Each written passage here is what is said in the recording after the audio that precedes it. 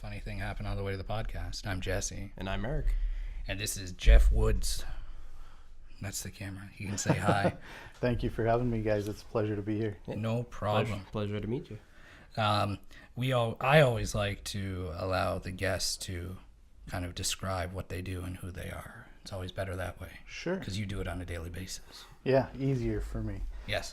So my name is Jeff Woods. I'm a real estate investor, a business owner, and I primarily focus on investing throughout the Niagara region. And my business basically encompasses real estate investing, property management, renovations, and then education. So I also coach and teach other people to invest in real estate as well. I have quite a bit of interest in many of the things that you described. Not only am I in the process of buying multiple real estate for rental units, and also I got to live somewhere too. But I also build houses. I have some interest in stuff like land surveying and lots of just interest in general with renovations. So great. I'm sure I'll have lots of questions. Yeah, that's actually, we own development land in the Caribbean. So one of our goals is to build and have property down south. But as of yet, we have not actually built anything. No. We usually acquire pre-existing buildings, usually multifamily, commercial properties, and then we'll fix them up and rent them out. For the stuff that's overseas, is it much more difficult for like zoning and the things you need to set up a build out in the Caribbean? It's in many aspects it's much easier to do there. There's less red tape. Yeah. But as far as financing and stuff goes, it's a little more challenging because most markets are cash or seller financing, whereas here you can go through traditional bank loans as well. So it's a little bit more upfront capital, but as far as like zoning and permits and whatnot, it's a little bit easier. A bit more lax. Mm-hmm. I do find it is pretty restrictive, especially in Ontario with the green belt, but even in areas in the Niagara region too. It seems very strange the way that things have been zoned or how, I guess, where you can build, like let's just say a 2-story unit, but where you can build only one. And it seems like a lot of the rules are a little bit arbitrary or they just take a lot of money and time to change, which I don't have too much experience with that kind of stuff, but I hope to. In the future. Yeah, and I think Niagara region, as it's becoming more and more popular and population growth, the cities are starting to open up to opportunities as well. Like Welland, for example, where you're from, they are really good with development, and they're allowing secondary suites in homes and stuff too. So, of course, you got to go through the proper procedures and zoning and make sure everything's to code. But they're very a friendly city to deal with as far as investment goes. Maybe you would know the answer to this specific question. I have a place that I believe was termed legally as a duplex. Okay. Which it has it has 2 entrances for each of the separated areas. There's no way to get between them. Like it's separated. But the utilities aren't separate. Which strikes me as odd. How can you have a duplex that isn't separate utilities? Well, that's possible. And the other thing that comes into play a lot of times, especially if it's an older existing property, is a lot of these properties are not necessarily legal, but they're legal non-conforming, which means if it was ran as a 2-unit property prior to the bylaw passing, and it's run consistently, then you're able to maintain that 2-unit dwelling or triplex or whatever the property may be. So it could have been a scenario where it was grandfathered in. Really? Or just when they were developing, they didn't put separate meters. However, as an investor, that's an opportunity for you to look at, because if you could get somebody to separate those meters, now you can bill the utilities to your tenants and create better cash flow. Do you think it would be difficult to go through that process of getting separate meters? Like everything, it's a little bit of a challenge, but you just kind of go through the steps, and depends on the property and whatnot as well. But it's not too terribly difficult. I imagine I'd have to pay an electrician to do quite a bit of work because it is all in the same breaker panel, and I'd imagine you have to separate it at some point. And yeah, and again, that's something where you'd have to get the professionals to come in, give you a quote, and see what's involved, and then depending on cost and time, if it's worthwhile doing so. That's really interesting. Mm-hmm. Would you say, you're saying that Welland's quite lax. Do you see that growth in any particular region being surprisingly good Because I've noticed a lot of people buying up places in Welland, yes, but it seems like Niagara Falls is kind of going up in value a lot. Like rental housing is a lot more than it used to be even just 2 years ago, and people are buying a lot of places, it seems. Well, I think, I love the Niagara region. I came down here years ago and fell in love with it and never went back home. And, as the years have progressed and most recently, we're starting to get a lot more demand because as prices are starting to grow in GTA, everybody's getting pushed out of the market. And so they're starting to ripple outwards into Hamilton and ultimately into the Niagara region. So we're seeing a lot of that growth. And as you mentioned with the green belts, that limits the amount of development. So as population just continues to pour into Ontario, they have to live somewhere. And in my opinion, there's not many better places than the Niagara region. No. I like living here. Yeah. I openly admit I am not as close to being a real estate investor because I currently own no property. No. But it is a dream and plan eventually to do so. I've just taken other times. We both ended up here kind of in a similar circumstance where you came here to go to college and I came here to go to university. I come from Barrie, he comes from Tillsonburg, but yeah, just never left. Yeah, you kind of fall in love with the place. I mean, we've got a lot of wonderful attributes to being down here and in between both Great Lakes and close to the U.S. border, close enough to Hamilton, Toronto, and so yeah, a lot of wonderful things. Strangely enough, weather was a big driving factor, but it hasn't been very good this winter. Yeah, it's been pretty cold. And I like the photos down here. Yeah, lots of weddings. Lots of weddings. It's a good place for our wedding industry. You guys do a lot of photography work as well? Yeah. Nice. Good. Photography and videography. And everything else. You brought us a book, which I guess we might as well talk about sooner than later. This is... Okay, so are you the only author? So there's multiple authors, right? Yeah, I co-authored that book with two other amazing investors, both out of Ontario. Quinton is primarily focused in the Durham region, and Andrew focuses in Barrie, Aurelia, Wasaga Beach area. Okay. And then, of course, I'm kind of Hamilton, Niagara. And we both, all three of us actually, utilized a very similar strategy to grow our portfolios. So as we met throughout the real estate circles and began to get to know one another, we found a lot of common similarities, and so we decided to do a book together to help other up-and-coming investors really maximize the real estate potential. I should add the title is The Ultimate Wealth Strategy, Your Complete Guide to Buying, Fixing, Refinancing, and Rental Real Estate. But I guess a question I would have is it very specific advice to this area, or is it more general? Like, because I know there's lots of real estate investing books that are, honestly, they don't give you enough detail to really do much. Yeah, it's not specific to a geographical area, No. but it is a specific strategy, right? So this strategy could be done anywhere throughout Canada or the U.S. essentially. Is it more of how to set up your business, or is it maybe perhaps how to find certain contractors or people that are in the know? Well, it's a specific strategy. So to kind of give you a brief overview of what it is most people, when they get into real estate investing, they're looking at buy and hold, so buying apartment complexes or rental units, renting them out for a long period of time and creating cash flow. Okay, letting the tenants pay the mortgage down, the property grows in appreciation, tax benefits, and then monthly cash flow. So that's one very popular strategy that a lot of investors do. The challenge with that strategy is that it takes quite a bit of time to build up your portfolio, okay? So then the next strategy that's very popular, and there's a lot of TV shows about it, is flipping properties. So now with that strategy, you're acquiring a property, fixing it up, and if all goes well, you're selling it for a profit. Now, the plus side of that is you get a really nice payday upfront quick. The downside is you've now sold the asset, so you've got no long-term wealth accumulation. In order to earn more money, you've got to go do another deal.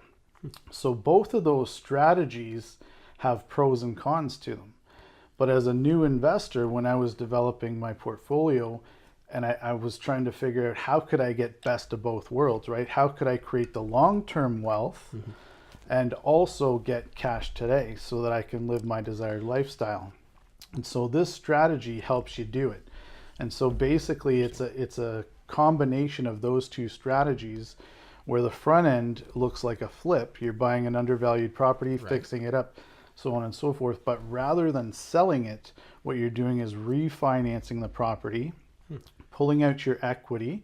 Another plus to that is when you take equity out of the deal, you don't have to pay capital gains. Whereas if you sold the property, you'd have to pay capital gains. So now you get to pull most, if not all of your money back out of the deal, rent it, create the cash flow, create the long-term portfolio, but then you've got your capital back to reinvest. And so that was really the strategy that allowed me to scale my portfolio. I really started to heavily focus on my education and investing in 2007. I've been investing since 1998 though. And we can dive into that if you want. But in 2007, I invested in my education and my coach and so on and so forth, really learned this strategy. And at the time, I set a goal that I was going to hit I wanted over 100 rental units by the time I was 65. Wow. And so I'm nowhere near 65. I went to work implementing this strategy, and in 6 years, I'd crushed that goal. That's fantastic. My goal was only 10 by the time I'm 30, which is in 6 years. So, but I actually want to go back to the two strategies. I'm kind of using the first one at the moment. I thought that the second strategy you described was a little bit prohibitive because wouldn't you need the money up front to buy the house instead of, because I know you have to pay a lot of money to back out of a mortgage. I don't really know how to get around that necessarily because I'd be interested in flipping houses, but I don't have the money to outright buy a house with cash at this point in time. So at part of this strategy in the book is we teach people how to raise capital.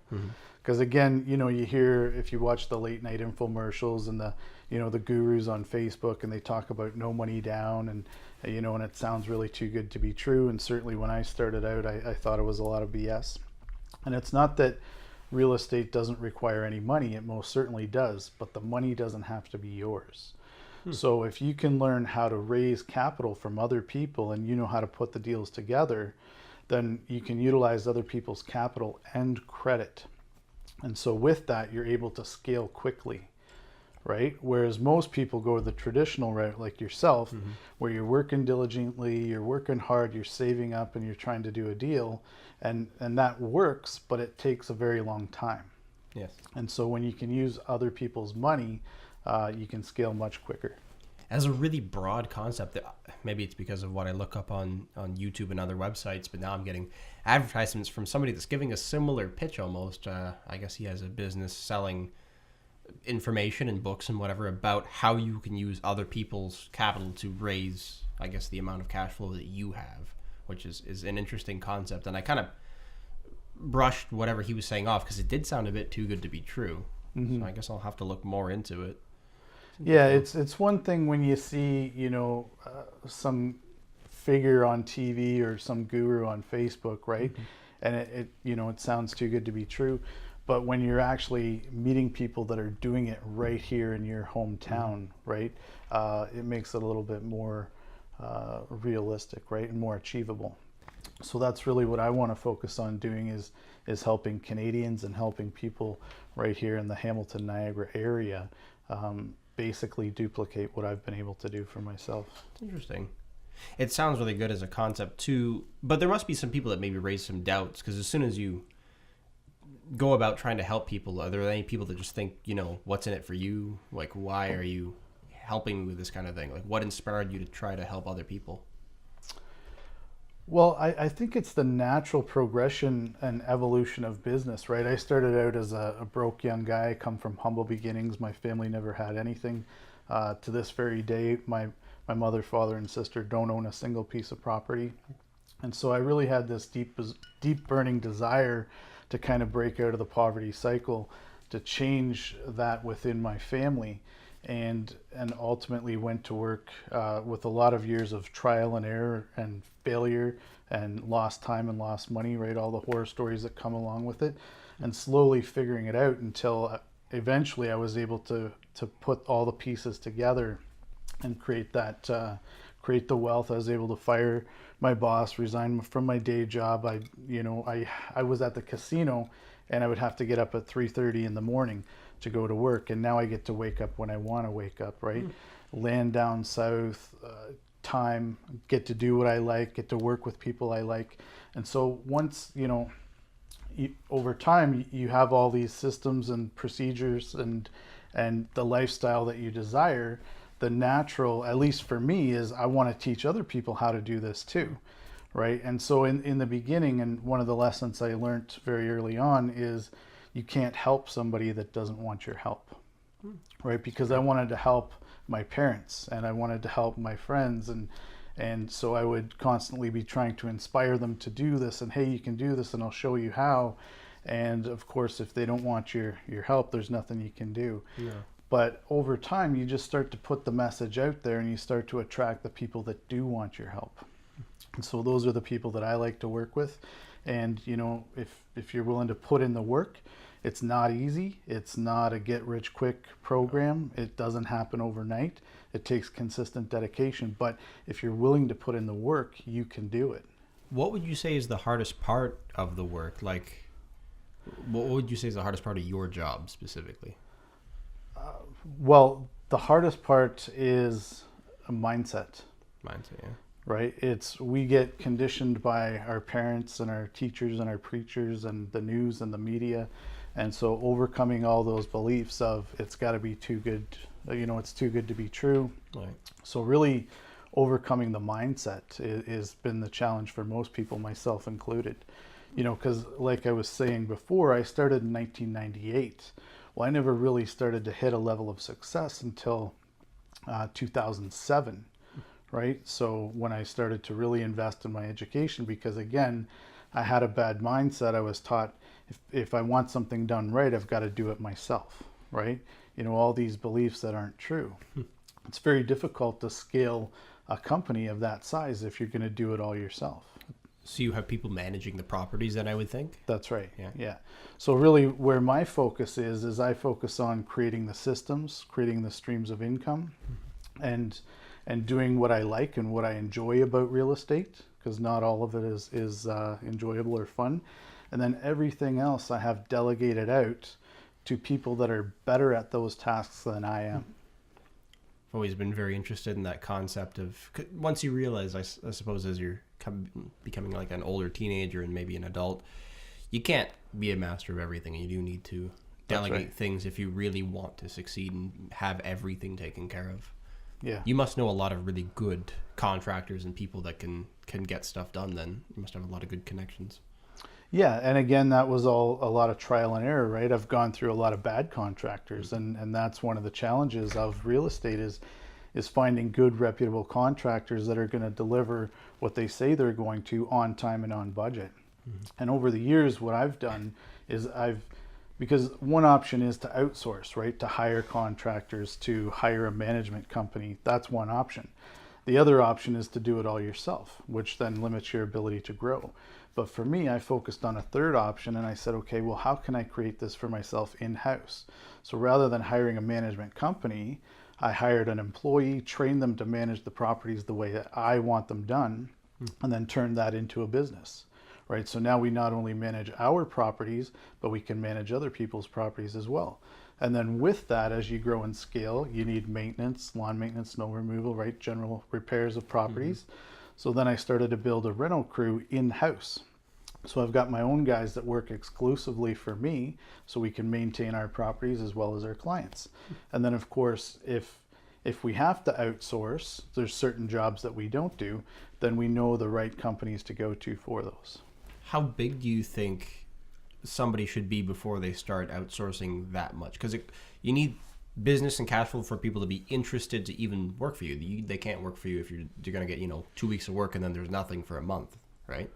Exactly. And you can start out with just part-time employment, right? So there's a lot of people that'll come and just do part-time. You give them a set amount of hours. But for us, in my growth, really the number was around 50 units. 50 units, okay. Yeah. So it was, and again, back then, trying to maintain day jobs and whatnot, and everything else that's going on, social life, right? It was really where we had to come down to that decision, and ultimately we decided to create our own company and hire in-house versus outsourcing. So you still had your day job until 50? Yeah, Yeah. yeah, That's a long Yeah. time into it, yeah. yeah. So it was quite a journey. I was a little bit lucky in the fact that at the casino, so I was a dealer. I ended up after college, I got a job in the casino industry, became a dealer. And with dealing, they had what's called an early out sheet.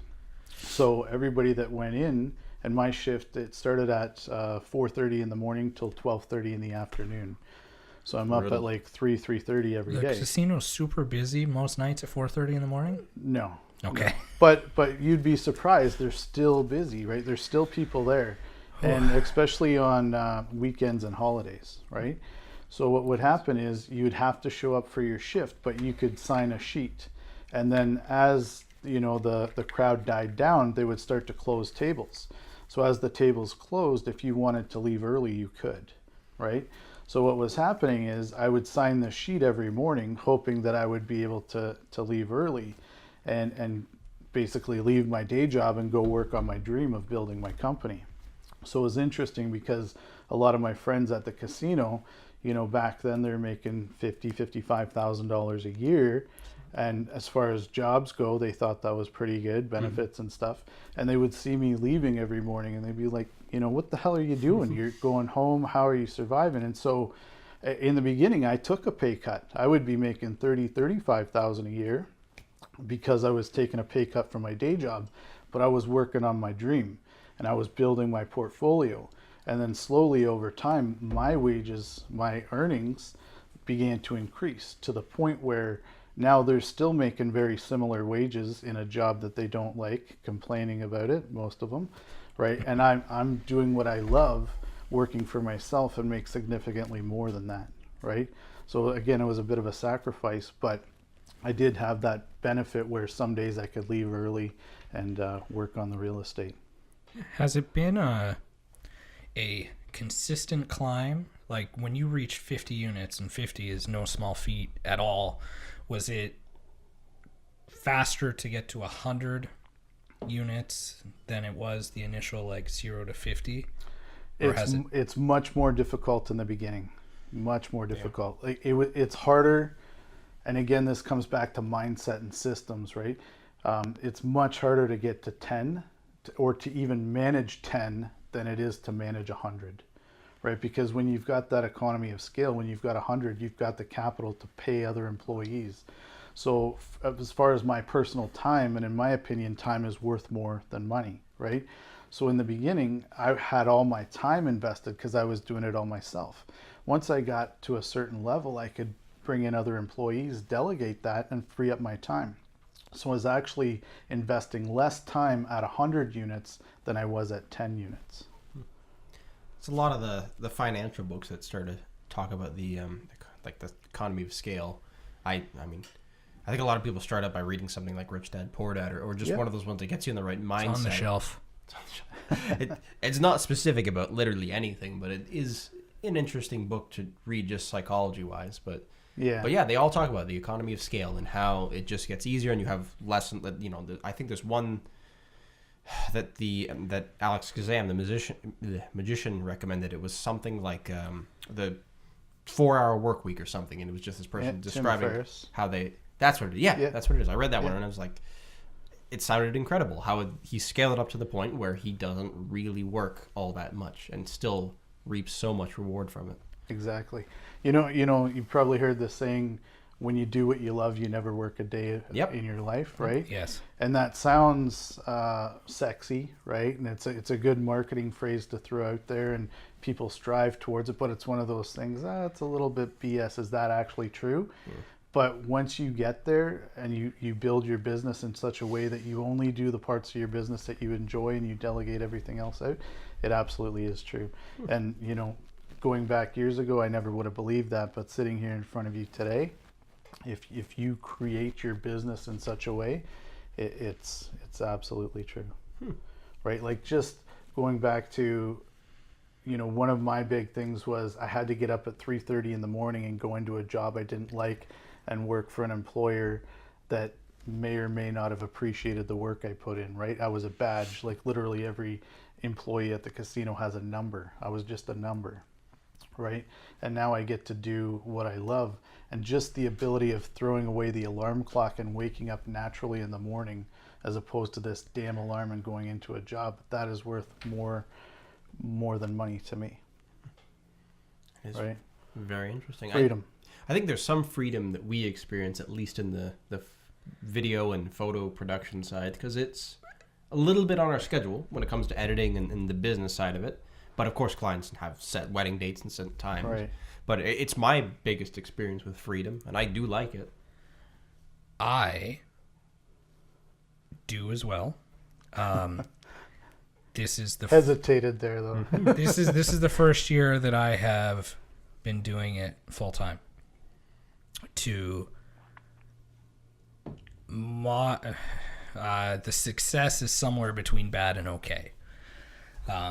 There's food on the table.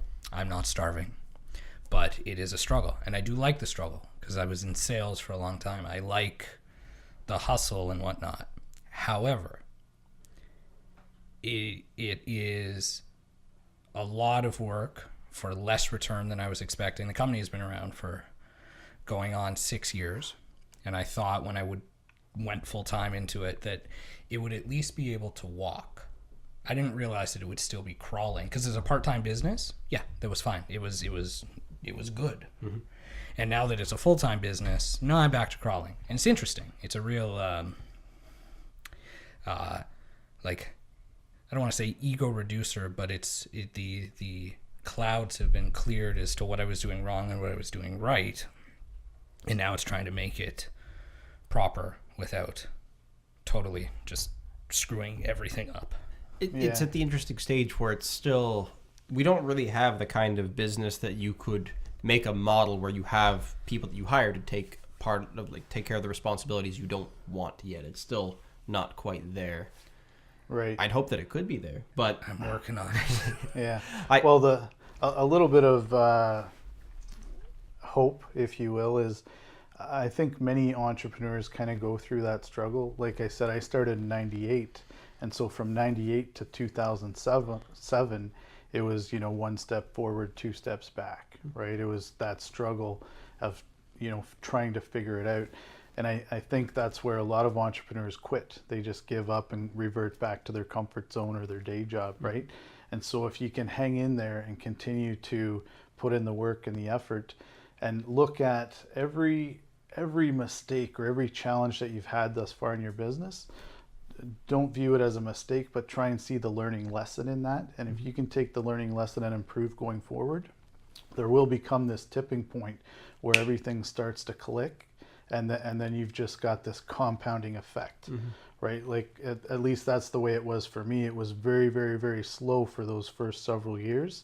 And then once it all came together and clicked, it was just this rapid growth, almost to the point where I couldn't keep up with the growth, right? So which creates a whole nother set of problems. But that's a good problem to have. Yeah. Sounds like a better problem to have. Yeah. But nonetheless a problem. And that in and of itself has taken out a lot of businesses too, right? If you're not prepared for the growth, it can wipe you out as well. So there's I think learning hurdles every part of the way. But if you stick with it, you can definitely achieve it. I think that's also why you have to really like what you do, right? Because when those times get tough, if you're not enjoying what you're doing, what's the point? Yeah. I do. I like it. I have no complaints. Yeah. It's March now, so it's been just under 3 full months of not having a normal day-to-day job. And it was a struggle at the beginning, but then again, January is hit or miss with any type of sales type scenario. Money is starting to crawl out of crevices, which is nice. Did some baby photos yesterday that paid very well. Granted, that was just me, but it's still income. Yeah. We do business cards and stuff like that. So we do design and business products. So we're sort of in a position hustling. of diversifying what we do as a product, as well as I mentioned before, I kind of believe in the idea of diversity of income, where you have lots of different sources of income. But even for this photo and video stuff, there's a lot of things you can take pictures of, and there's a lot of things you can do video-wise. So I guess it seems like it's the best idea to diversify, although I don't know if we could possibly stretch too thin on that one too. Years ago when we started, it was basically just video because that's all I knew. I couldn't stretch myself out too thin because there was nothing to stretch, really. Right. And now it can be because we can compare to a good chunk of everybody, and because we do a lot, we can stand out from a lot of them. Like I did get a contact from a local cider company today. Oh, that's cool. That wants us to do product photos. That sounds like it'd be just a random fun to shoot. Just a random thing. So it might scale, it might snowball. I just don't know. Do you find in the real estate side of things, you more gravitate towards the lower end of the market where you're looking at cheaper housing, cheaper rent for the people who eventually get it, or do you gravitate towards the higher end? For us, it's been an evolution, and I think again that's just kind of part of the upbringing. When I first got into real estate back in '98, I was 23 years old. I had very little capital. I had even less knowledge, and I just had this burning desire that I wanted to do something. I wanted to create my own company in some fashion, and of course I had heard that real estate was a good way to do it. So I just started with what I had, and so back then the only thing I could buy was a rundown power of sale, which is basically a foreclosure in Canada, right? And so what I ended up doing was I bought that property. At the time it was $69,000. I thought that was an astronomical amount of money, for a broke kid. That's some big dough. Right. And so I was scared out of my mind. I had no clue what I was doing. And I just started fixing it up and renting it out to college and university kids. And before long, I had a 3-bedroom upper unit and a 3-bedroom lower unit. And I had all the rooms rented out. And at one point, I even had the couch rented because one of their buddies wanted to stay with them. Now, obviously, I don't recommend renting the couch. But for a young guy. Yeah, in essence, I could have been the first Airbnb, right? So, but anyways, the property was completely rented. I was living there. It was cash flowing. It was paying all the bills, all the utilities, and so that's when I decided that real estate was the way to go. Really? Yeah. Do you still have that property, or has it since sold? I've since sold it. Yeah. Fair enough. So, Do you ever look at that property longingly as your first? They say you never forget your first. So. Yeah, I know. I will never forget my first August 7th, 1998. So Oh, wow. yeah. So it was definitely. You bought it right before the school year started? Yeah. You said August. Did you ever rent it out for the beginning of the school year? I don't remember. I don't think I did because I was working on it Yeah. and fixing it up like it was a dump. So nobody would have wanted to live there, including myself. I lived in some pretty crappy places. But yeah, it was eventful. But that wasn't the most memorable property for me. So going back to the story, bought the property, everything's going well, I'm cash flowing, I'm making all kinds of money. So then the ego starts to grow, and I'm thinking, well, I'm just a really good real estate investor. I got this thing all figured out. And so I took all those savings and I went and I bought a duplex in downtown Niagara Falls. And at the time, that property was a complete nightmare for me. I had no clue about landlord-tenant board or fire code or zoning issues or none of these things that you need to be on top of Fairly as a real important estate. things. Yeah, fairly important things, right? Properties falling apart. Basically, everything that could go wrong with a property did go wrong with that property. And I quickly sold it and again reverted back to my comfort zone. But in hindsight, looking back, that property taught me so many valuable lessons because I really knew that if I wanted to make this work, I had to get the right education. I had to surround myself with people that had done it and could teach me. A little while back you mentioned Airbnb. Do you have any income that is from services like that instead of just regular leases? No, I currently I don't do any Airbnb. It's certainly a model that has my attention though. I'm all about cash flow. So we are considering that. And going forward, some of our units, we are going to do a little higher end stuff and have some short-term executive rentals. That's smart. So, yeah, and I do have clients and friends that have gotten into that, area of real estate investing. So it's something we're paying attention to. It seems like it almost works in a place, at least in my position, where I'm, for the most part, buying houses and I have to live there while I fix them up.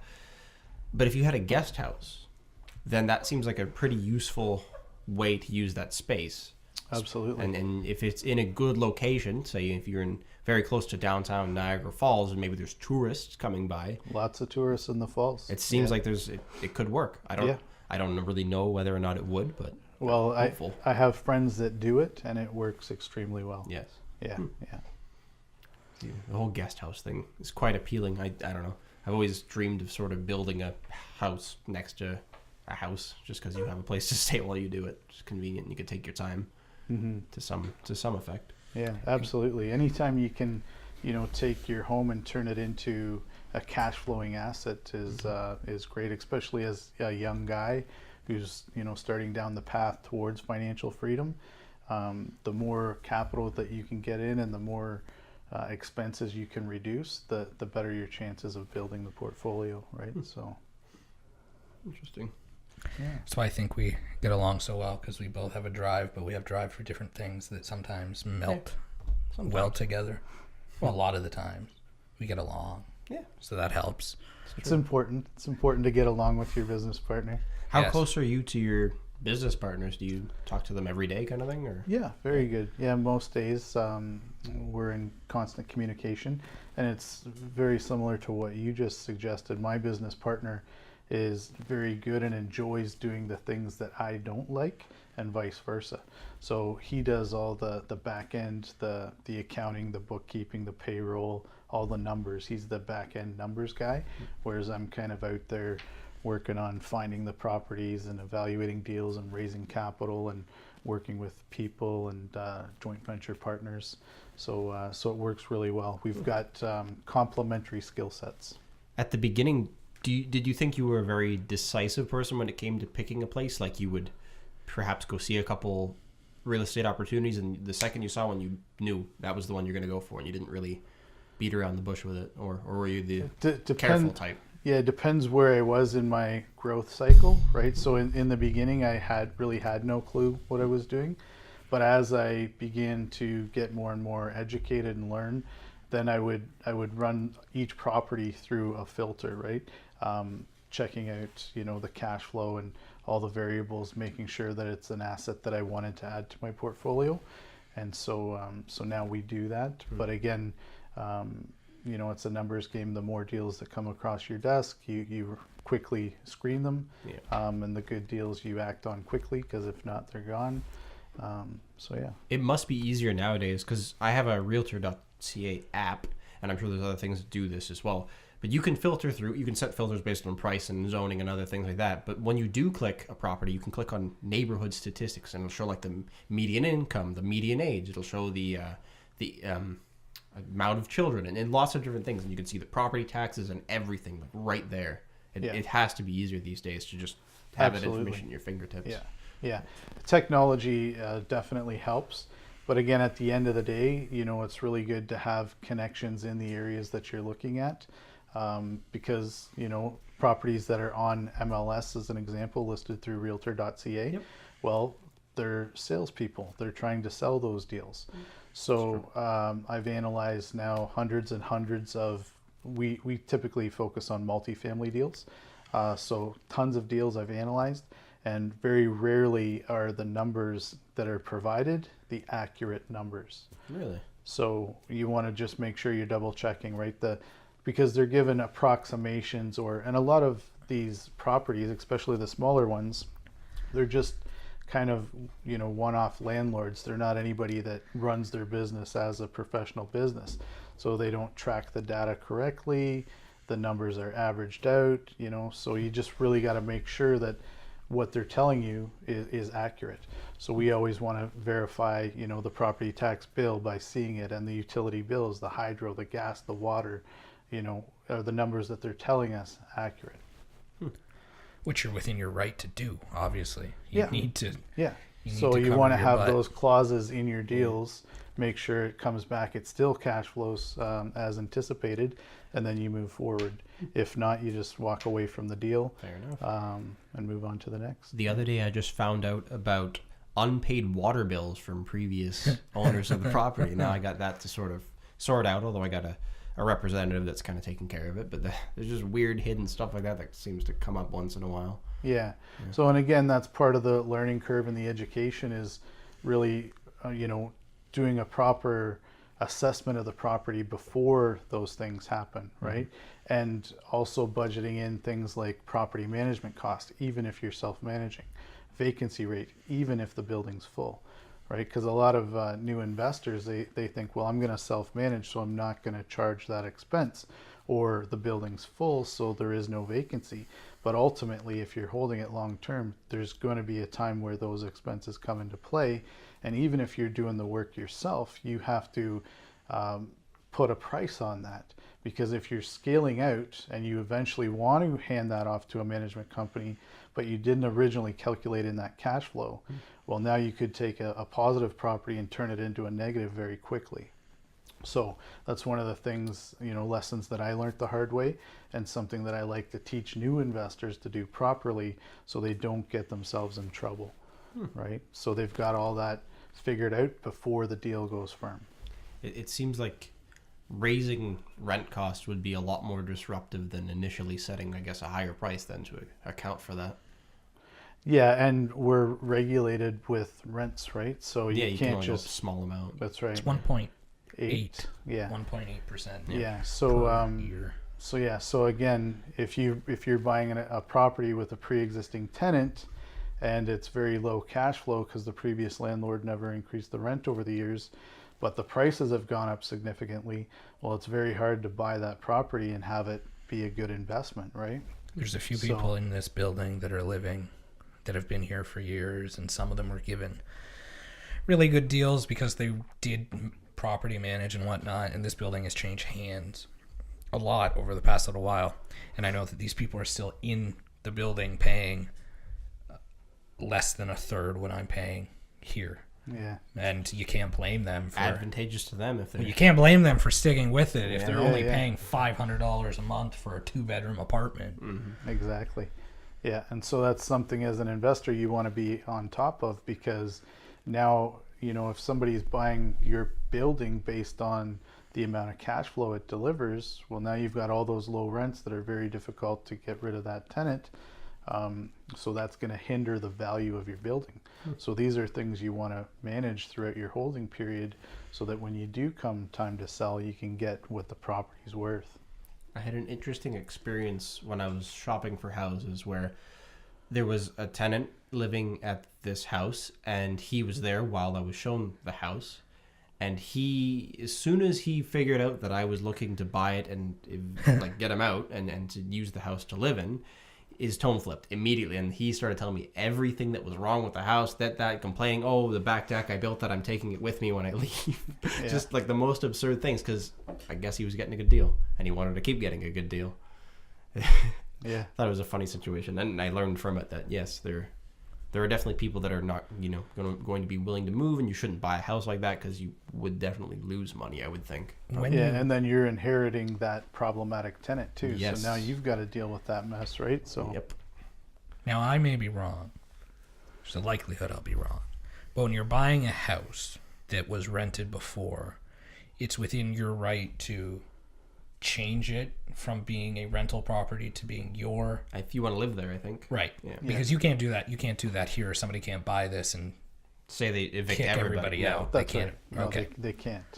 Is there any way legally, obviously, that if somebody were to buy, say, this unit and they wanted to bring it up to market value, is there any way that they can do that?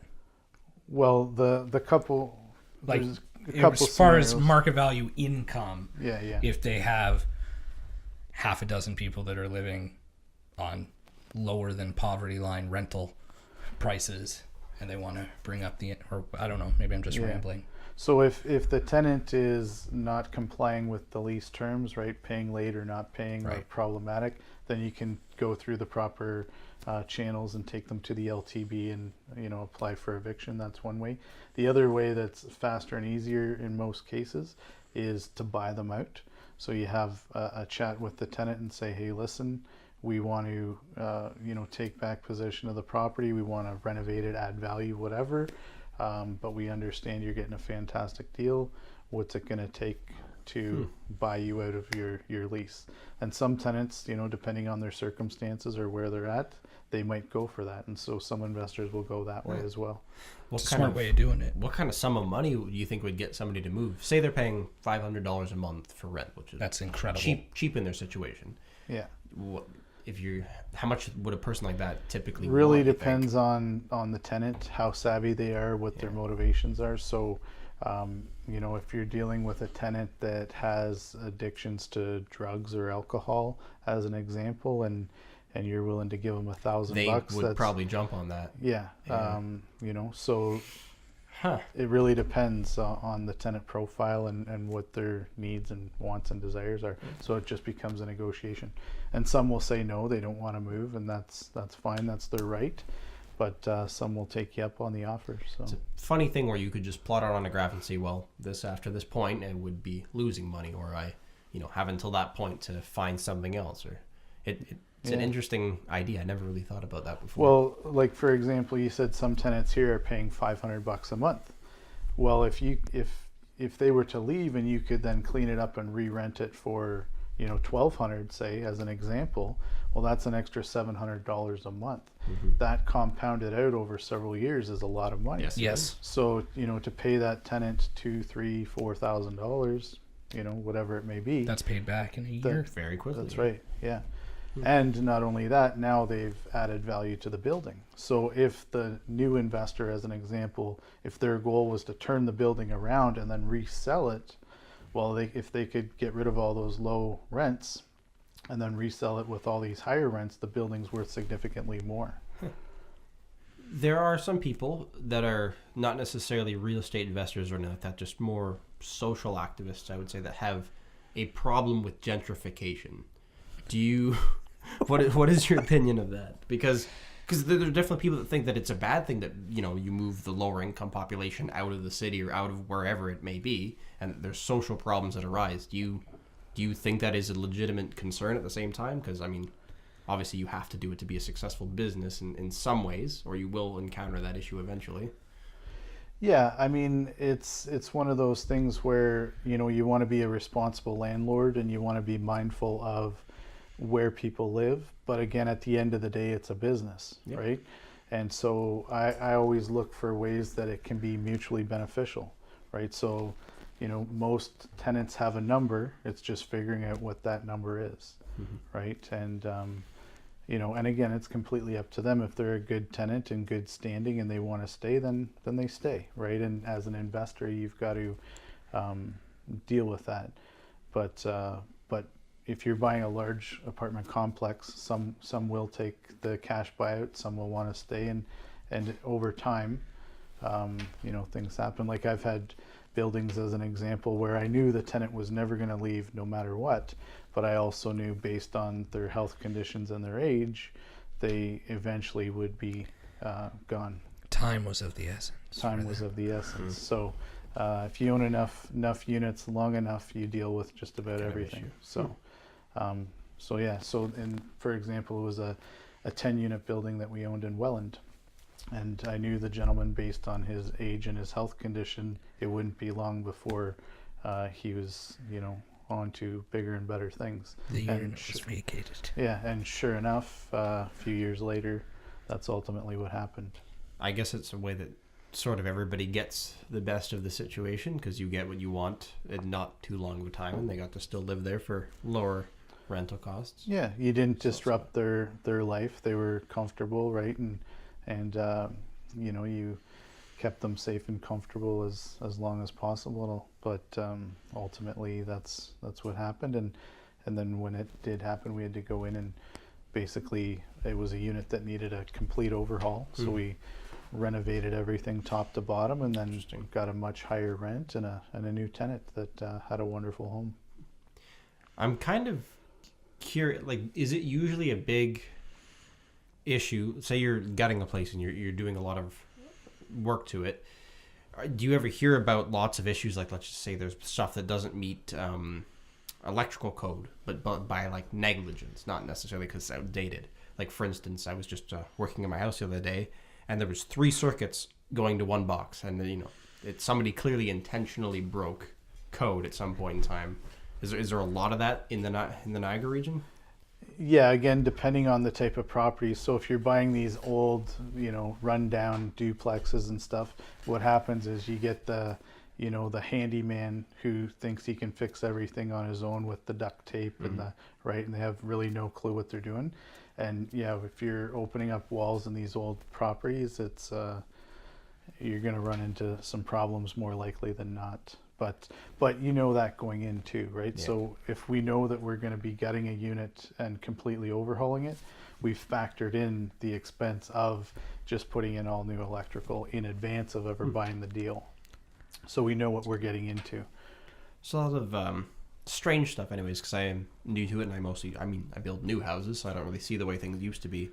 But just seeing there's lots of strange pipes in my house that don't go anywhere. They've been cut off at some point. They're just all over the place, and there's knob and tube still there, which should have been taken out, but it wasn't. And just lots of strange things like that. Sort of a history in a house. It's kind of interesting. Yeah. If you're doing it yourself, obviously it doesn't really cost anything other than maybe runs to the dump or something to get rid of it. But I wonder. Yeah, I do wonder how many houses and how much income I'd have to have before I can really pay somebody else to do that kind of stuff and scale it up. 50. It's a lot of work. It's a lot of work to rip out knob and tube or to pull off plaster and things like that. Right. So it could be a big headache if somebody doesn't know what they're getting into. Yeah, and the other thing, just back to the mindset, right? Because you're thinking of how long it would take you to earn that money to do that. But if you start thinking in terms of working with investor capital, that could be done in a couple of days, right? If you have access to people with capital, because there's plenty of people out there that make a lot of money. They want to invest their money, but they got corporate jobs, they got families, and they don't want to do the day-to-day operations involved in real estate. So that's where you could partner with an individual like that. They put up the capital, you put up the experience, and you do the deal together. So this individual, is this somebody that is already in that kind of market, or is it, who is this individual that I'd be looking for, basically? So for me, what I look for in a joint venture partner is exactly what I outlined. So I want somebody that's a high income earner, corporate job, ideally, has a family, has a busy social life, right, understands the value of real estate, wants to earn money with real estate, but doesn't want to do any of the work. So that individual is my ideal partner, because I've already got the management team, the reno team, the experience, the knowledge, right? I've got all the systems in place. So they put in the money and the credit, I take care of everything else, and then we partner on the deal. So what does that involve? Does it mostly just involve moving money, or is it like them signing on to something with you as a co-signer? Yeah, so there's many ways you can structure it, but everything's done through the lawyer. Typically, the way we do it is through joint venture agreements. Okay. And trust agreements. And then the money never comes directly to us. It goes to the lawyer, and the lawyer facilitates the capital. And then, of course, the investor is on title, so their investment is secure and safe within the real estate. Interesting. What kind of risks are involved, or maybe perhaps what negative outcomes could come of that?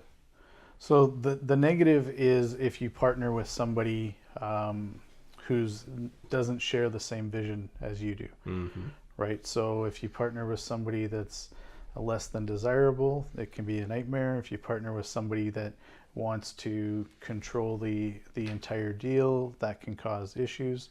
And again, this is why you want to do your pre-screening well in advance. So new investors, they have somebody with money, they're excited just to do a deal, and they'll partner with anybody. Over time, you learn that it's not just about who has the capital, but it's who has the capital and shares the same vision that you do. So they understand that if they're putting their money in a deal, these are the terms, and it's mapped out in your joint venture agreement well in advance of ever putting the money into the deal. It's an entirely new world, and I haven't read any books on that, but it does sound very interesting. Yeah.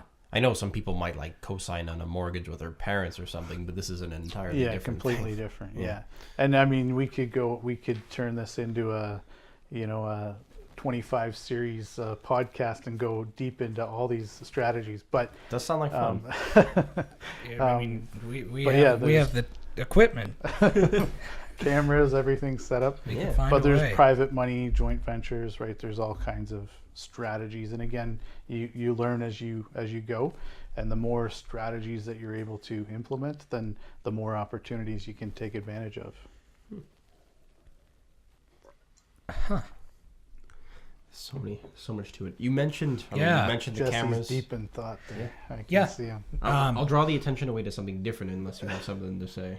Well, I had other. You draw. I have questions. I'm just trying to figure out how to ask them. Okay. So We'll divert quickly. Yeah. We mentioned the setup we have. You mentioned to me before the show that you have an interest in podcasting and that kind of stuff. Yeah. What is it specifically you want to do? You want to talk about the same kind of stuff you were already talking about in writing, or is it something different? Yeah. So basically, what I want to convey is, so my company that facilitates coaching and training people how to invest in real estate is called CARE. And CARE is an acronym for Correct Action Real Estate. Okay. And so essentially, I want to cover off two sides. One is the transactional components of how to do real estate, how to invest, how to create financial freedom, right? So that's one element that I want to cover on the show. And then the next part of that element is more the transformational stuff. It's the internal, it's the mindset. So it's the self-care. So one care is Correct Action Real Estate, the other one is self-care. Because what I found with a lot of people that I work with and most entrepreneurs is they go about building a business in such a way that creates a second job, and they get stressed and tired and they quit and they give up. And I want to teach people how to build their real estate portfolio in such a way that it delivers not only the finances, but it also delivers the freedom, right? Because ultimately, at the end of the day, that's what everyone's looking for. So yes. if you're not completely passionate about real estate, that's okay. Neither am I. But real estate is a tool that I use to fund my desired lifestyle, right?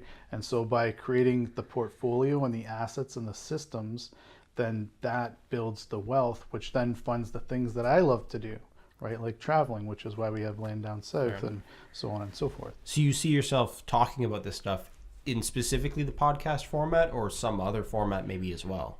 Well, I was originally, and again, this is very It's early stage. on, and It's okay. yeah. Just So originally, I spitballing. was thinking just focusing on podcast audio only. Yeah. It's a great way to do it. Great way to get started. Yeah, And I- the cost, like the barrier to entry for that, even new, not that you'd want to just start, but new cell phones have decent microphones you could just record into if you wanted. There's podcasting apps. If you Right. have a phone, you can podcast if you want, which is nice. Yeah. We chose the We more already had the expensive route. equipment, so it was Yeah. easy for us. So yeah, I was originally thinking, audio, and that's probably the way I'll go in the beginning. However, I do understand the value in video as well. And so the more modalities that you have out there, the more ways that people can connect with you as from sales and marketing perspective, then the more opportunity to help and serve other people, right? So eventually I'll evolve into the video as well, I think. You'd probably be able to get a lot quicker growth than us, at least, because you have this sort of background and this information that people really want to delve into. I mean, we're just two guys that are talking about life experiences. And I should for the also most part. mention, you've done something that few people can say. Like, you are a successful business person. You're living, you say, quote unquote, the American dream, although we're in Canada, Canadian. so you're living the Canadian dream. Yeah. And you have a tremendous social media following. Like, you are if we went based just on social media alone, you are the most famous person we've had, because you have Really? Nobody comes close to you by half. Not even Niagara 411? No. No. Wow. Wow. I never really thought of it that way, because again, I've always just kind of been a small town guy, humble beginnings, and just plugging away, with this burning desire of creating that financial freedom and then helping other people along the way, right? I think ultimately, if you boil down how to earn money, that's the only way, is to help others, right? So yeah, I've never really put a heavy focus on the sales and marketing side of my business.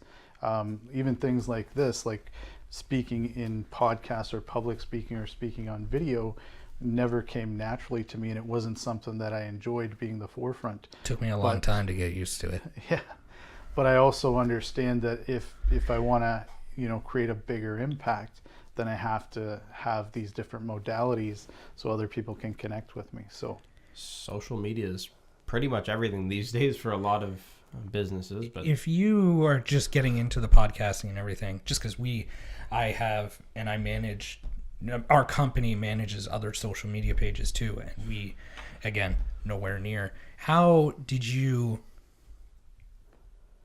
drive that growth? Because the last time I checked, you're at over 70,000 social media Facebook followers. yeah, And if you're just getting into the podcasting side of things, real estate is obviously very important, so I'm assuming real estate would probably drive followers, but how has that growth been? Like, how did you... Do you just post really regularly or something? So a little bit of everything. So again, I believe heavily in education, right? So I'm not a sales guy or marketing guy or social media guy. And so when I wanted to grow that, right, as things became more and more popular, and, Facebook and Instagram and all these social media platforms, is I wanted to scale, but I didn't know how. So I figured out who's really good at this, and I hired them. And right, like I bought their program essentially, and I just followed the format of what they said to do inside that program. And then I'd slowly chip away at that, every day, every week, every month over time. And then the following started to grow and grow and build and build. I haven't really looked into people's guides to that kind of stuff, but what is the cost to read somebody's material on how to post things, I guess? Well, it can vary, and this is part of the challenge with the internet, right? You can get courses on Udemy for $29 or something, and all the way up. So, for example, the course on podcasting, I invested. What was that? Was that on Udemy? No. Okay. I like some of the Udemy courses. I've taken a few. They're handy. Yeah. I just and cheap. I just bought a couple that are on Facebook marketing and ads and stuff too, just because I want to always learn. But my total investment on the podcast program will be basically it's $400 a month for 12 months. So that's pretty steep. $4,800 invested. Wow. Right? So yeah, and that's again because it's American, right? The cost was $297 a month, but when it comes in, it's like $400. What are they? That's impressive. I want to know what they're talking about. Yeah, what are they is it just their content teaching you, or are they providing a service as well? That's an interesting business. This particular course was just content, right? It was content and one-on-one calls with the teacher. A one-on-one is and group valuable. Yeah, group calls. And so anytime what I've found is whenever there's the one-on-one component, like someone's putting their time in versus a recorded course, the cost tends to go up significantly. Yes. So and that's kind of what I like, because I want to speak to the guy that's actually done it versus just some random one-off. So for me, I'm willing to invest in my education because, like you said, that's a lot of money. However, I also know that if I can impact more people, that can come back to me tenfold, right? It's an interesting example where it shows that you see worth in something where another person might just say, "Oh, podcasting, that's easy. I could just, turn on the microphone and just start talking, and it'll be a success." Because, frankly, the experts at it, you look at people that are really popular at podcasting, Joe Rogan's the one we always talk about on the show, very popular guy, but it looks like that's what he's doing. He makes it look really easy. And he has somebody in the background that's running things a little bit, and he gets quite incredible guests, but unbelievable guests. But it looks easy. So it's the opposite of the Dunning-Kruger effect, where somebody who knows less about something will insist that they know a lot about something. It's the, well, if I invest this much money, maybe there's an expert out here that can tell me everything I need to know because I don't know much to start with, right? And I mean, I'm sure there's a lot of young guys that just watched YouTube for free and started a podcast and figured it out, right? Yeah. It's an easy way and a hard way if you trial and error want to listen to people. Yeah, exactly. But the older I've gotten, I value my time. So if I can invest money to save time, I'll do it every because time. you now have a complete system. You have the one-on-one support, and you know exactly where you go if you have questions, versus spending 20 minutes trying to find the right YouTube video and then spending 20 minutes scrolling through that YouTube video finding the right answer. And then the third video contradicts the first video, Yes. and you're like, who's right? So having the clearly defined system, and if I can shave time off the equation, that's money well spent. That's what it took 52 episodes to learn with this. When we do our editing, it's about as quick as it can possibly get for like the editing process. We can get it done, and when I'm editing the video, I edit it at basically 1.5 speed. So I'm editing faster than it takes less time to edit it than it takes to record it, which is nice. I got even better because I do the audio, and I can do 2 hours worth of audio in maybe 20 minutes. So not bad at all. Yeah. Time is money. Yeah. Right? It's a good attitude to have. Yeah. You start doing more things probably at that point because you have more time. So Yes. Yeah. Again, it's about delegation, right? If you look at, I just look at, some of the big guys, like Sir Richard Branson as an example, who owns hundreds and hundreds of companies. Well, how is he able to do that? And the way he can do that is through systems and delegation, right? He has a team of people that can go in and run those companies while he gets to then do the things that he loves and enjoys. Kite surfing off of his island or whatever he does, right? But yeah, I just model their success and implement that as best I can in my own life. So you said before that you look for multifamily units. Yes. But you also have commercial units as well, right? Yep. And you so when you're looking for units like that, do you still like the mixture of commercial, like on the ground floor, and then residential on the top, or do you own just straight commercial units as well? Yeah, we have all of the above, right? So we have buildings that are straight residential, we have buildings that are straight commercial, and then we have buildings that are mixed use, which are residential and commercial. So we have a little bit of everything. Okay, that's good. Kind of have everything that you need. That's neat. I like we had a mutual friend that, I mean, Eric and I have a mutual friend that wanted to get into business, and they wanted to get into business for themselves, and they found a great deal on something. It was a turnkey operation, but what they didn't take into consideration is, as great as the price was, there was also a lease that they were getting into, and the lease was crazy pricey. So thankfully, especially given the way that business ultimately turned out and the subsequent businesses after in that space, they went against purchasing said unit and said business. But you never think about, or at least I try to always be aware. Once again, I'm not renting or I'm not owning anything, but I do try to be aware of the hidden costs. Not that leases are hidden costs. Now I'm just rambling. I'm sorry. That's okay. I understand where you're going, right? Just making sure that before you get yourself into a I like large researching. commercial lease. Yeah, absolutely. And that's part of it. Research in advance so you can avoid those problems down the road, right? But then there's also comes a time where, a lot of people get stuck in that rut of analysis paralysis, right? something like that. So you got to eventually pull the trigger, because that a lot of people want to see everything in advance, and sometimes the only way to do that is to pull the trigger, jump in, and figure it out as you go, right? So I love business books and stuff like that. I think real estate ownership is very important.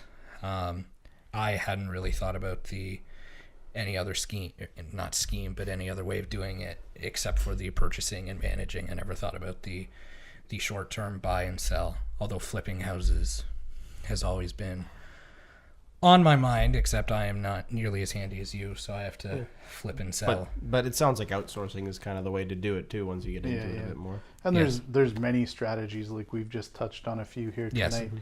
But all kinds, like there's ways you could wholesale deals where you never own the property, right? You find it, get it under contract, and then sell it to somebody that wants to flip it.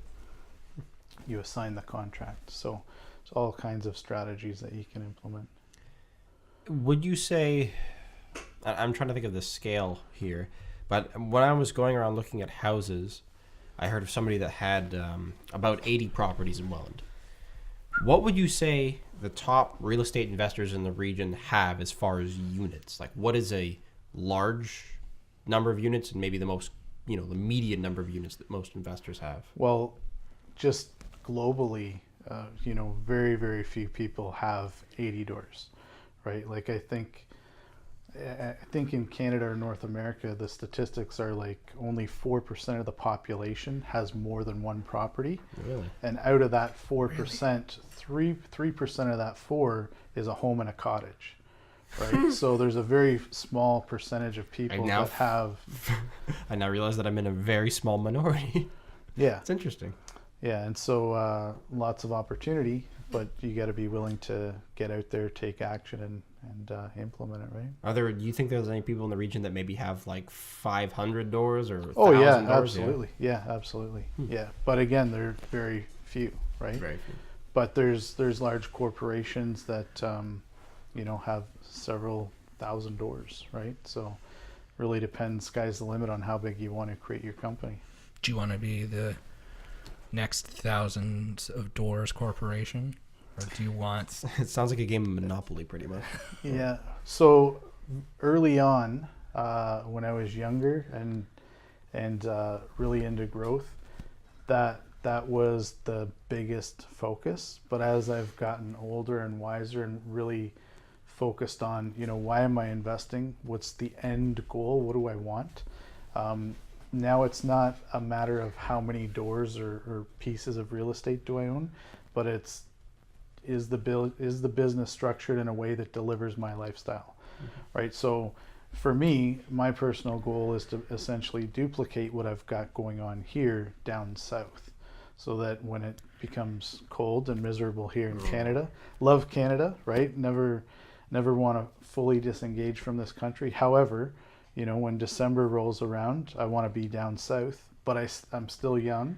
I still want to be actively involved in business and real estate and investing and teaching and coaching, right? And so I'm going to just duplicate my business down south and be able to come back and forth freely. So probably 6 months there, 6 months here, that sort of thing.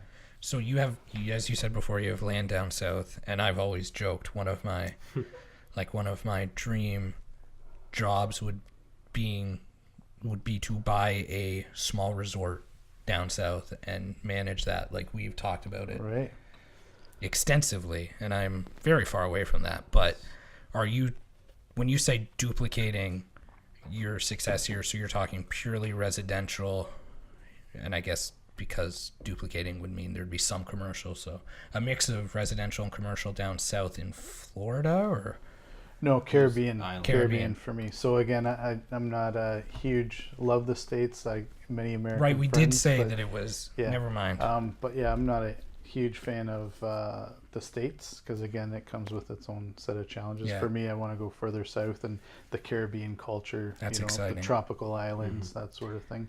And again, the tenant profile will change, because here we rent to families and businesses and so on, but down there it's going to be all vacation rentals, so we're going to target the tourists, right? And so if you change your mind and you need a resort manager, well, I might need somebody to do pictures and videos, right, of all the weddings that go through, so that could work. it could be a fruitful relationship. Yeah. You could be the manager / photographer / videographer. Call me. That's actually, it's a little bit funny, because the end goal for a lot of photographers and videographers, maybe that we know, but also just as a broader term, is they want to be the preferred vendors of, the specific venue or maybe resort or something. And that's almost like the end goal for a lot of those people, that's their their job, whether they own the company or they're an employee and they, you know, do that kind of stuff. Just to have that consistent, you have the consistent income now, but you're not a business owner, you're not getting income from anywhere else. It definitely shows that, you know, getting into this and all that, you don't have to stop there. You can go so much further than just, you know, that end of the road. Sky's the limit, right? And it really comes back to what we talked about very early on, which is the mindset, right? Because even Jesse just said, like, I'm nowhere near there yet. But if we could just tweak that mindset a little bit and get you figuring out how to raise capital, you're a lot closer to that than you ever thought possible. It's just actually believing it and then taking action upon it, which I understand is challenging. I was there in my late teens, early 20s. So, well, now I'm well approaching the late 20s and I have to figure something out. I love the idea of owning a resort, but I read a book as a recommendation from somebody who said, if you want to own a resort down south, you must read this book. And it's called Don't Stop the Carnival. It's a book by a guy named Herman Walk. And it's a story of a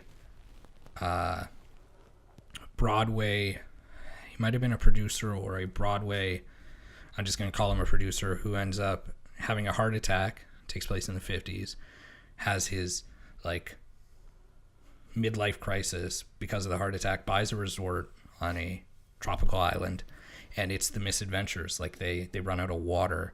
He ends up getting a witch doctor pissed off at him, and the witch doctor comes to try to behead him. And while it's very much a farce, it sounds like, based on some of the culture still in the Caribbean, it still could be possible. Yeah, again, you have to do your research, right? And make sure that it's something that you want to do. So, which Caribbean islands are hotspots for the kind of thing you want to do? Or is that top secret? No, classified. No secrets here. So I really like Roatan. Okay. Is one of the top contenders, which is basically an island off the coast of Honduras. So I'm looking at Roatan, Dominican Republic, Belize. I've been doing some research Belize on. is hot now, yeah. And Cartagena, Colombia, as well as another nice potential option. So looking at a few different spots. But yeah. Exciting. I would definitely have to look into it a lot, because I know there's some that are prohibitive in the sense, like, you couldn't do this in Cuba. And there's very specific laws. Unless you wanted a wife. And that's where doing the research and the due diligence, right? Some countries will allow foreign ownership, some don't. Some have, you know, pros and cons with everything. So that's kind of one of the things that I'm really working through now, is seeing which country, which destination is going to be best suited for my goals. That sounds like good research, though, because I feel like you would need to do a little bit of hands-on. Yeah, with seeing the with island a cold research beer in your flip-flops. Yeah, nothing more enjoyable than making money investing in real estate in your flip-flops with a cold beer. So it's a good life. We've sort of been selling the dream, but, like, how often do you actually say go on vacation a year? Is it several weeks of the year? Is it, you know, less than that? I usually get away 2-3 times a year right now, because again, I'm heavily involved in my business here. Mm-hmm. But once I really commit to a destination and start to build, like I said, I'm going to be there longer and longer, and so it's going to be slow increments of phasing it in, you know, 2, 3, 4 months, and eventually 6 months a year, and if all goes well, who knows, possibly longer. So pretty neat. I think the best that I at least have been able to achieve so far is we've sort of been able to go on a vacation once a year, but that comes out of, like, you know, working your 9-to-5 job and saving up money kind of thing. It's not really right. It's sort of spending all that you've saved, kind of an issue. Yeah, having the cash flow where it doesn't really hurt you as much would be nice. The best and worst, best for finances and worst for the contents, even though it was still fun vacation I ever had. So we did a destination wedding in Dominican. Okay. And because of the job that I had back then, I was able to make a full paycheck here while I was away, because my money was being made by other people while I was away. Right. And that just alone made it enjoyable because I didn't lose anything for the time that I was away. Yeah. That's So- one of the things I appreciated about baby photos. Yeah, so here's another thing, for example, for you guys for doing like podcasts and videos and stuff like that, right? Is what's interesting, and a lot of young guys and gals are doing this now, is, Have to be inclusive. well, earning in dollars. So you make Canadian money, right? You earn here, and depending on how you structure yourself, some of this could be ran while you're down south. But if you're earning in dollars but living in pesos, your money goes a lot little bit further, yeah. right? So what would be an average income here, you'd live like a king down there. So Is that a bit of a headache when it comes to tax season, or? yeah, I mean, everything has pros and cons. Yeah. You've got to, if you're doing everything legally and legitimately, Which but- we always do. yes, of course. But many people have, businesses that they have set up in Canada or the States, but they run them from wherever they are, right? They're geographically independent. So if you could, work Tax on haven, kind of. some of them look at that, like Yeah. for example, Puerto Rico, with the hurricane and all of that, and being a territory of the U.S., they're offering like huge tax incentives for people that are willing to invest money in Puerto Rico. So again, all of that is research that you'd have to dive into if you really wanted to make it happen. But the point is, if you want it, you can definitely do it. It's very positive. I feel like people who make it big in maybe the arts or sciences are more cynical than a lot of business savvy people and all that. It's an interesting When world. I went to school, and the longer I am out of school, the more I realize that my professors most likely were teaching because they did not become the next Spielberg. And they took the very nice college professor salary. So their mentality might come from that. But they were very, and to their credit, they were right as well, but they were very realistic in the sense that it is very hard and chances are you will not make it. And statistically right now they aren't wrong. But it is interesting listening to creative people be honest that can be, as you said, more cynical. And I would say that, you're not cynical whatsoever. No, you're probably the most optimistic person we've ever had on the podcast. Quite Yeah. possibly. Well, again, it just comes back to mindset. I believe that you get to create your life, right? And so if you believe things are challenging and difficult, then for you that will be your reality, right? And I like to look at things and see the good in everything and learn the lessons. Not to say that I haven't gone through a ton of challenges, because I've gone through just about anything you can think of over the years, right? From my childhood growing up, I've overcome a lot of adversity. But I think having gone through that adversity is what allows me to be so optimistic, because I've been on both sides of the spectrum, right? And I can tell you that it's so much better being where I am today than where I was when I was younger. So I guess having the baseline of where you started out being so much lower than where you are now, it kind of puts things into perspective.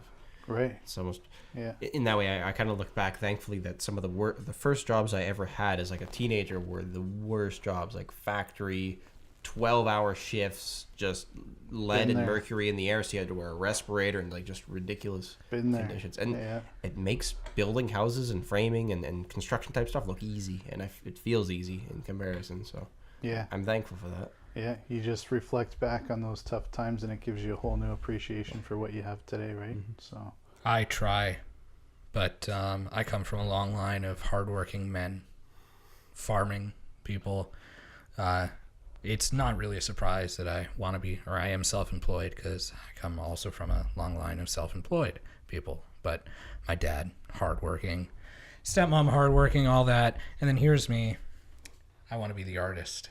right, So yeah. now I have to prove myself slowly with Yeah. much. Stay with it. It'll Oh, I happen. am. I'm It'll not- happen. I've worked my way into be very unemployable in a lot of other senses. So Well, that's the other thing. Once you get a taste of freedom and working for yourself, it certainly has its challenges, right? But it's so much better than working for somebody else that in a job that you don't like and they don't appreciate your efforts. So A lot of people find it very important to feel appreciated at their job, and that's a very human attribute. I think everybody feels it. I've almost, and it's a type of cynicism, I've pretty much fallen into the routine of not caring anymore what people may or may not think. Like, of course, there might be gestures that your boss doesn't appreciate you, or that they do. I hope you still care about what I think. Yes, but Okay. you'll never. Good answer. You'll never really know for sure. And almost if you can disconnect yourself from that, it's a little bit easier to bear. At least if you're stuck at your 9-to-5 job while you build up some kind of income, I find it's a good mindset not to be so worried about feeling appreciated. yeah, and well, for me, the other thing is I use all those adversities as fuel. It drives me to want to be better, faster. Yeah. Right? How do I get out of here quicker? Right? That's true. So, yeah. Use the adversity as fuel. Seems like pretty good advice. I'm working on it. Doing this podcast, it's always interesting because when we started talking about doing a podcast, we had a whiteboard, as a lot of people do. Think of it as scene out of a movie, and we were writing lists of people that we wanted to interview. And this is going to sound bad, but then I'm going to bring it around. Yeah. You were not originally on that list, but I'm glad, because we didn't know who you were. But through luck of the draw, we figured it out, and there's some really good information in this. So, coming from somebody who now has probably like 80 hours of him talking and listening on the internet, yourself included. Fair. You have the Facebook following, so you're a social media influencer. People hate that term, but it's true. And I don't know, when are you going to start your pod? Where's your development in the? Well, I don't have an exact date yet, but I'll certainly let you know. And who knows, maybe you guys can be a part of it in some way. That'd be really cool. So, yeah. Because do you see? I guess this is something I should have asked earlier. You're gonna do it for free, right? Or are you gonna? No, it's for free. Okay. Yeah. Because some people pay podcasts, and that's fair if it's more like a teaching opportunity or like one of those pre-recorded lessons. But yeah. Yeah, no, all the podcast content and videos, if I evolve into that, will be for free. That's a good way to do it. With the hope that they find the information so astounding that they want to pay to get one-on-one time with you. Yeah, or at least take action, right? If not with me directly, then with somebody, right? Like, just let's inspire people to go out there and become empowered to break out of the cycle and become financially independent, right? So that's the goal. That's the mission.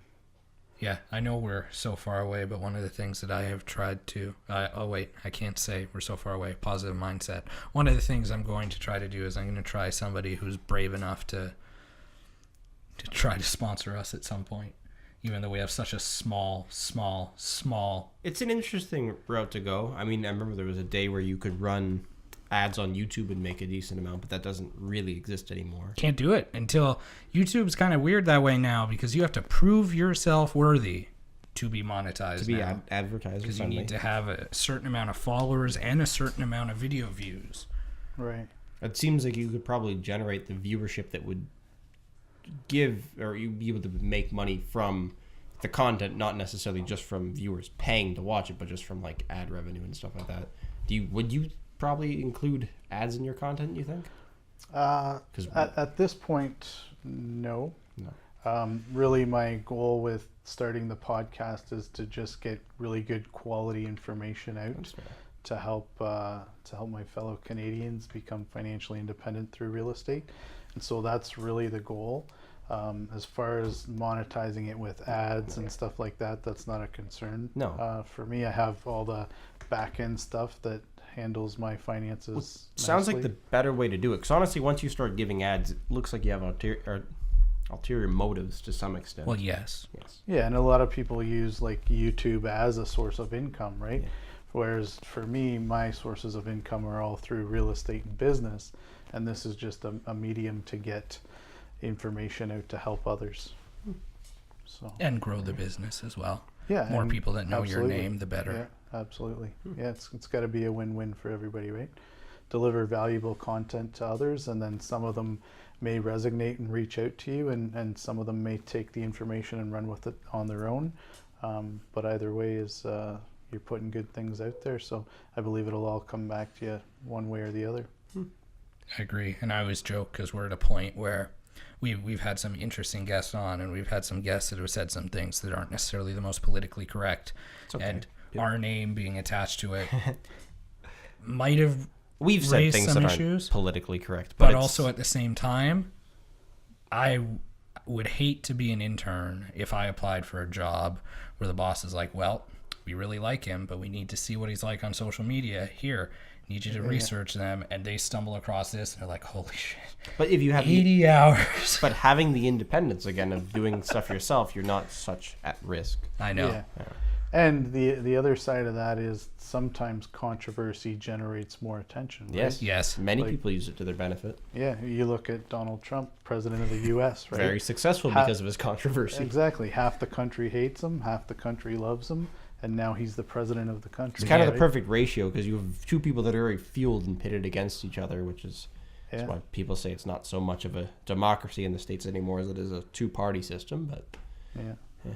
Controversy sells too. Mhm. So as long as it brings the attention and then you can deliver value, I think you'll be all right.